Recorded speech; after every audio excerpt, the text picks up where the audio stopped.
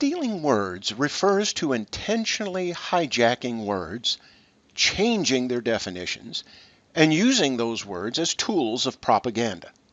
For example, the word gay. We've lost that word. It used to mean happy or joyful, but that's not its primary meaning anymore.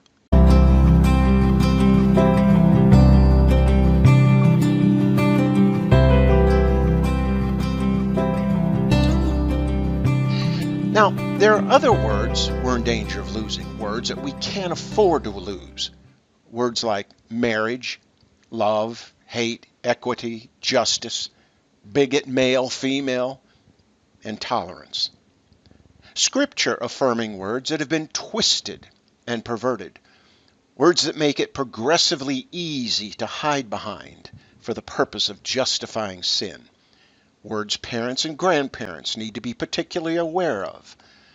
You see, you can talk with your children about loving God, neighbor, and one's enemies, but what do they do when the idea and definition of love is changed? For example, like in homosexual love. Or the word male and female. What do they do when they take a stand against sin and find themselves being accused of being unloving and intolerant? Well, what they learn is they need to be quiet. They learn not to take a stand. Stolen words are effective in stopping a discussion. They stop it by appealing to a person's sense of right and wrong. They say something like this: love, no matter if it is between two men, is a good thing. Hate is wrong. Love is right. Right? Tolerance is right. Intolerance is wrong. Right? You see, the individual that changes the definitions or meaning of a word are effectively in control of the conversation.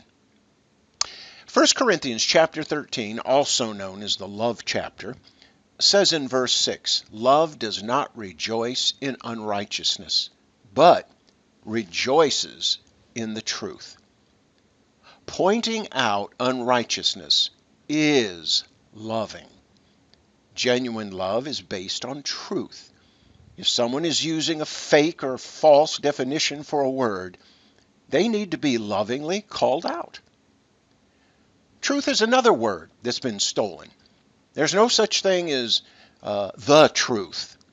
There's my truth. There's your truth. But the truth is too narrow. Kids are now encouraged to live their truth. Truth has become whatever an individual's worldview happens to be, and you can't say anything about it. You can't say anything negative. You can't disagree. After all, that would be unloving, bigoted, and intolerant. The theft of the word truth has really confused and messed up kids.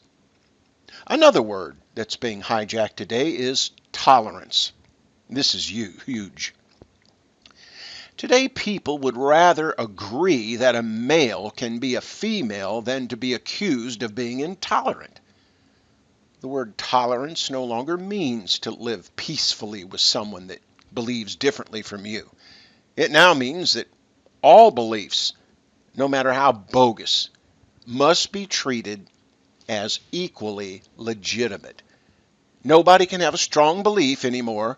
Nobody can have strong convictions about anything. The only thing that's permitted is everything everyone believes is equally right. And if anyone denies anyone's right to be right, then they're intolerant. You see, tolerance is not agreeing with someone's beliefs that are different from yours.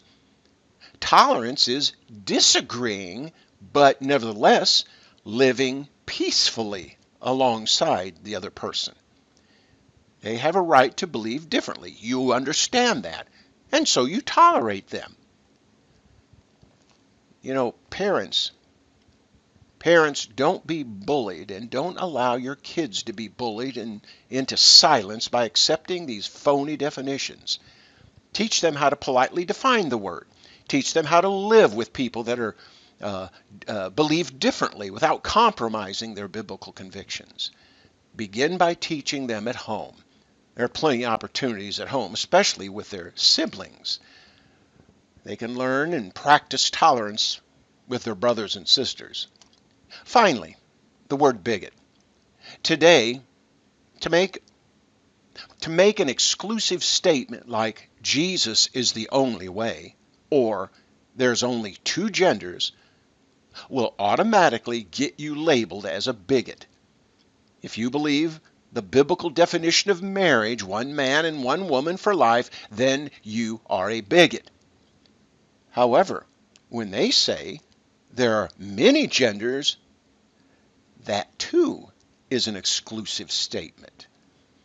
According to their definition, they're intolerant and bigoted. You see, those who steal and redefine words know that most people aren't going to take the time to respond thoughtfully. You need to change that. You need to learn to push back kindly, graciously. Teach your children biblical definitions. What does God say about love, truth, tolerance, and so on? Help your kids learn to recognize and point out false definitions. Showing them disagreeing with someone doesn't equal hating the other person. An exclusive belief, like there are only two genders, is not being intolerant. Thank you for watching. Please follow and like my channel. That really helps promote it.